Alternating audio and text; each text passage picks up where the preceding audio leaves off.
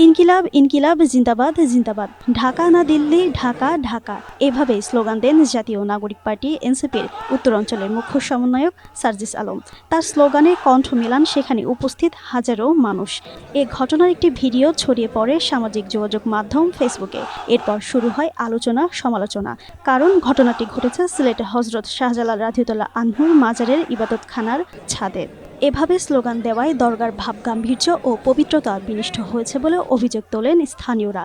কেউ কেউ আবার ফেসবুকে ক্ষোভ ও নিন্দা জানান, আবার কেউ কেউ এই ঘটনার পক্ষে অবস্থানও নেন। বুধবার এনসিপি সিলেটের জেলা ও মহানগরের আয়োজনে বিভাগীয় ইফতার মাহফিল ছিল। এ মাহফিলে এনসিপির আহ্বায়ক ও সংসদ সদস্য নাহিদ ইসলাম, মুখ্য সমন্বয়ক নাসিরউদ্দিন পাটোয়ারি ও সার্জিস আলম যোগ দেন। পরে তারা দরগাটির মসজিদে তারাবি নামাজ আদায় করেন।